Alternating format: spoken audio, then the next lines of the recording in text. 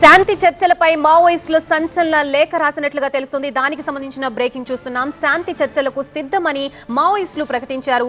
కేంద్ర కమిటీ అధికార ప్రతినిధి అభయ్ పేరిట ఈ లేఖ విడుదలైంది. ప్రజా ప్రయోజనాల కోసం మేం చర్చలకు సిద్ధమే అన్నారు మావోయిస్టులు. ఛత్తీస్గఢ్, మహారాష్ట్ర, ఒడిశా, జార్ఖండ్, మధ్యప్రదేశ్, తెలంగాణలో కాల్పులు విరమించాలని వారు కోరారు.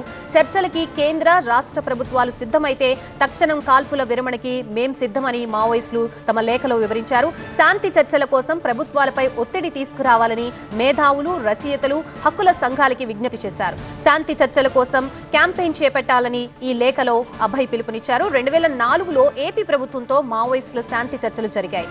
20 ఏళ్ల తర్వాత మళ్లీ శాంతి చర్చల కోసం మావోయిస్టులు ప్రతిపాదన చేశారు.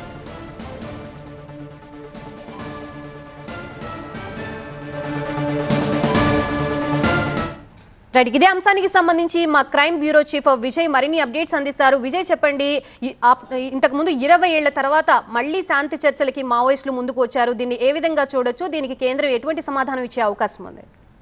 సరిగ్గా 20 ఏళ్ల తర్వాత 2004లో అప్పుడు వైఎస్ రాజశేఖర రెడ్డి ముఖ్యమంత్రి అయిన తర్వాత ఉమ్మడి ఆంధ్రప్రదేశ్లో మావోయిస్ట్ పార్టీతో చర్చలు జరిగాయి. ఆ చర్చల సందర్భంగా అప్పటి రాష్ట్ర సంబంధించి పీపుల్స్ వార్గా ఉన్నటువంటి ఆర్కే నేతృత్వంలో చర్చలు జరిగాయి. సరిగ్గా 20 ఏళ్ల తర్వాత ఇప్పుడు ఛత్తీస్గఢ్తో పాటుగా అనేక రాష్ట్రాల్లో దాదాపుగా కేంద్ర ప్రభుత్వం ఒక నిర్ణయం తీసుకుంది. వచ్చే సంవత్సరం జనవరి దాదాపుగా 2026 జూన్ కల్లా మొత్తం దేశంలో మావోయిస్ట్ అనేది లేకుండా చేస్తామని చెప్పి ఆపరేషన్ కగార్ ఎక్కడైతే స్టార్ట్ అయిందో ఈ నేపథ్యంలో దాదాపు అన్ని రాష్ట్రాల్లో, దాదాపు తెలంగాణతో పాటుగా మహారాష్ట్ర, ఛత్తీస్గఢ్, ఒడిశా, దాదాపు ఈ 5 రాష్ట్రాల్లో, జార్ఖండ్, ఈ 5 రాష్ట్రాల్లో దాదాపు 400కు పైగా మావోయిస్టులు చనిపోయారు. ఈ నేపథ్యంలో చాలామంది కోరుకున్నట్టుగా తాము చర్చలకు సిద్ధంగా ఉన్నాం, కాల్పుల విరమణకి.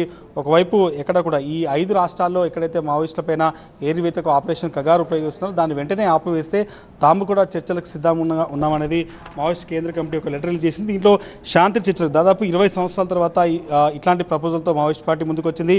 అనేక సందర్భాల్లో చాలామంది మధ్యవర్తం వహించడానికి ఉన్నప్పటికీ కూడా చాలా సంవత్సరాలు, దాదాపు 20 ఏళ్ల తర్వాత తిరిగి మావోయిస్ట్ పార్టీ దాదాపు ఒక్క సంవత్సరంలోనే 400 మంది చనిపోయారు. కాబట్టి ఇప్పుడు దాదాపుగా ఛత్తీస్గఢ్, మహారాష్ట్ర, ఒడిశా, జార్ఖండ్, మధ్యప్రదేశ్, తెలంగాణ రాష్ట్రాల్లో జరుగుతున్నటువంటి ఈ మావోయిస్ట్కి సంబంధించినటువంటి ఆపరేషన్ ఏదో దాన్ని ఇమీడియట్గా ఆపేస్తే మేము కాల్పుల విరమణ చేస్తామన్నది చాలా స్పష్టంగా మావోయిస్ట్ పార్టీ అధికార ప్రతినిధి అభయ్ పేరుతో సెంట్రల్ మావోయిస్ట్ పార్టీకి సంబంధించినటువంటి లెటర్ రిలీజ్ చేసింది. కాబట్టి దీనిపైన చూడాలి. ఎందుకంటే వచ్చే సంవత్సరం జూన్ కల్లా ఎట్టి పరిస్థితుల్లో మావోయిస్టులో ఒక్కరు కూడా దేశంలో ఉండరు అనేది కేంద్ర హోంశాఖ మంత్రి అమిత్ షా పదే చెప్తున్నారు.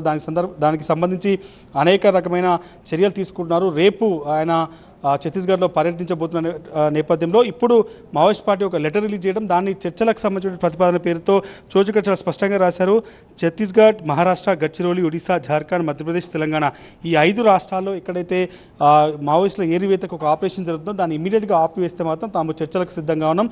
దీనికి సంబంధించి కేంద్ర రాష్ట్ర ప్రభుత్వాలకి ఒత్తిడి తీసుకురావాలంటూ కూడా ఒక లెటర్ రూపంలో అయితే రిలీజ్ చేశారు. చూడాలి, 20 ఏళ్ల తర్వాత మావోయిస్ట్ పార్టీ ఒక ప్రపోజల్తో వచ్చింది కాబట్టి కేంద్ర రాష్ట్ర ప్రభుత్వాలు చర్చలకు అంగీకరిస్తాయా, కాల్పుల విరమణ సాధ్యమవుతుందా లేదని మాత్రం చూడాల్సి ఉంది. Right, thank you for the update Vijay.